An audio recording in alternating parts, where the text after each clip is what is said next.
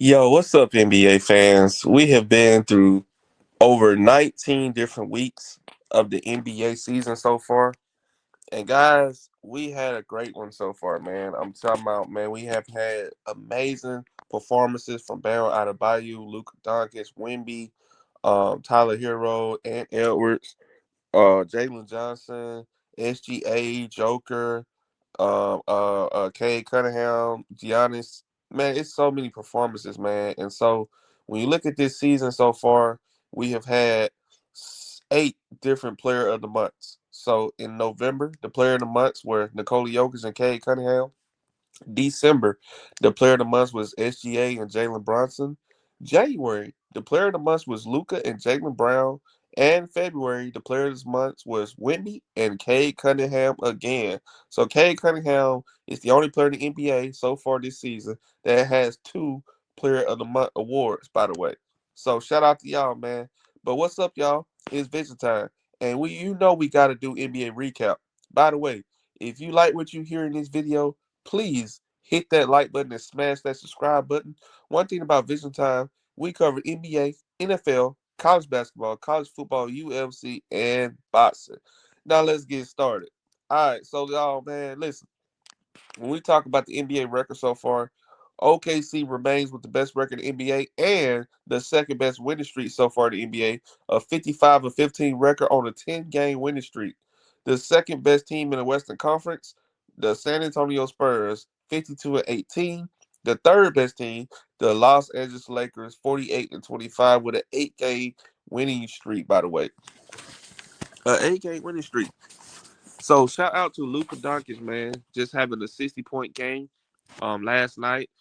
Seven rebounds and I think like 5 assists, man. He had an amazing game last night. And then the fourth best team in the West, the Minnesota Timberwolves, 43 and 27, and the Houston Rockets, 41 and 27. Um, Denver Nuggets, 42 and 28. And in the Eastern Conference, the top six teams, the Detroit Pistons 50 and 19, the Boston Celtics 46 and 23, the New York Knicks 45 and 25, the Cleveland Cavaliers 43 and 27, Toronto Raptors 39 and 29, and the Atlanta Hawks 38 and 31. And also the Atlanta Hawks are the hottest team in the NBA on an 11-game winning streak. Guys, I told y'all in videos like 2 months ago that the Atlanta Hawks should build around Jalen Johnson. And since they was winning a lot of games without Trae Young, they should look forward into trading Trae Young. And I was right. The Atlanta Hawks are playing so much better as a team without Trae Young. Now, I'm not saying that Jalen Johnson is not better than Trae Young. Hell, yes, I am. I think Jalen Johnson is a better basketball player than Trae Young. I think that Trae Young only does pass and score better than Jalen Johnson. Outside of that, Jalen Johnson does everything else better than Trae Young. The Hawks are a better defensive team. The Hawks are just a better all around team when Trae Young is gone and Jalen Johnson is in the lineup. The Detroit Pistons, man, Jalen Duren is looking like one of the best centers in the NBA. Cade Cunningham looking like the second best two guard in the NBA. The best, well, probably the third best two guard. I mean, the third best point guard. Sorry, Cade Cunningham looking like the third best point guard in the NBA behind SGA and Luka. Uh, SGA is on the hot streak, man. We already know Luka's the leading scorer, but SGA is second in the NBA in scoring, and we all know that he's leading his team to more wins and more team success with 55 wins, which is the most wins in the NBA so far, and they also are on a 10-game winning streak. I for sure kept saying that SGA was the best player in the NBA last year based on what he did. The man was winning MVP, Finals MVP, scoring title, first team All NBA, and led the NBA in steals. I mean, that was an amazing accomplishment. I think that hasn't been done since Shaquille O'Neal in 2000 when you talk about all those awards in the same season.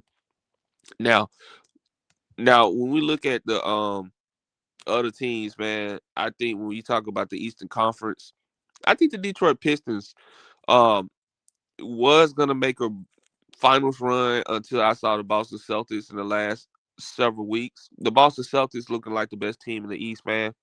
Once they got Jalen Brown at an MVP caliber form, and now they have Jason Tatum back. And I was saying that okay, they're rushing Jason Tatum back. Maybe they shouldn't rush him back, but man, he looks good, man.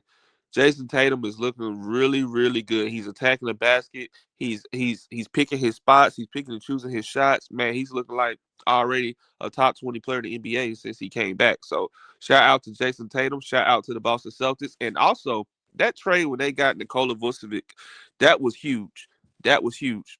And then also when you got the big dude down low, what's his name? Quetta's a pretty good center.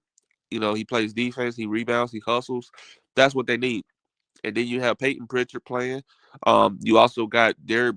Uh, uh, what's your boy name? Derek. Shit, I can't think of his name. But what's the guard name for the Boston Celtics, man? Derek Williams. Yeah, that dude pretty good. So shout out to those guys. Um, Cleveland is right up on their trail for the New York Knicks. They are 2 games behind the New York Knicks. And those 2 teams were the top 2 teams I felt that was going to make an Eastern Conference Finals push because of the injuries of the Boston Celtics. And Detroit caught me off guard this year, of course.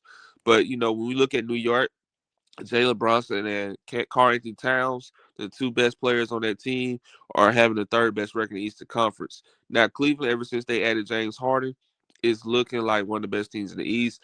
Now, my problem was, what is James Harden going to do in the playoffs? Because we know he's going to make Cleveland look good in the regular season. But what about his playoff experiences in the past? He has not been very successful in the playoffs, and he has been underperforming the playoffs.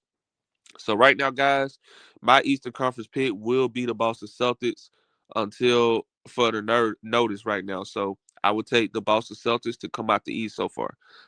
In the Western Conference, I'm taking OKC, man. You're defending champs. You got the best record in the NBA. You're on a 10-game winning streak. I mean, I understand San Antonio beat them like 2 or 3 times this year, and OKC only beat them once. But guys, I gotta go with OKC, man. I gotta go with OKC. We have seen several teams beat another team in the regular season multiple times, and they end up losing to that team in the playoffs. So whatever, man. Wemby has had zero playoff success, had zero playoff experience. Listen, I can't have Wemby shoot all these threes. I need him attacking the basket, posting up, and that's something he doesn't do often. The key word is often.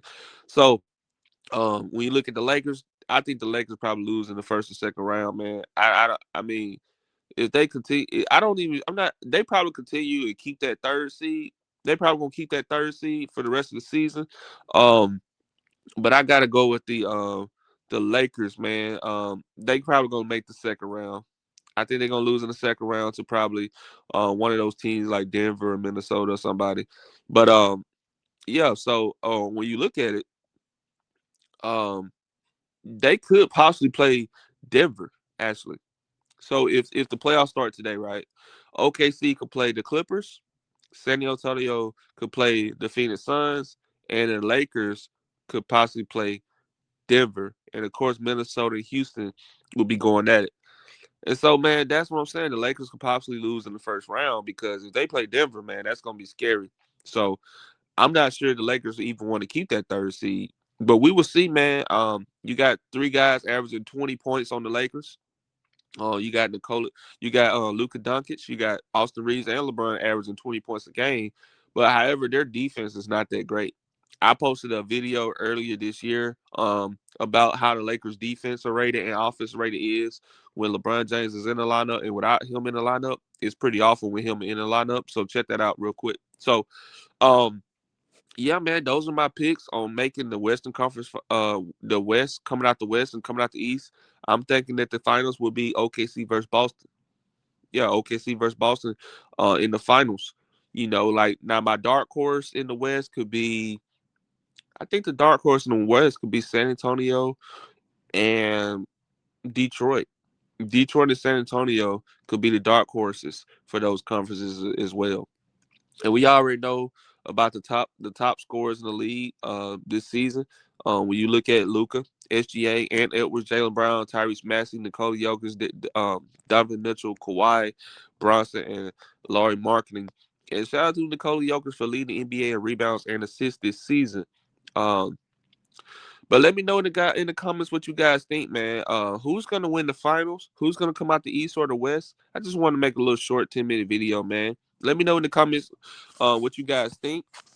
Who are the title contenders? Appreciate y'all for listening. Now you have division.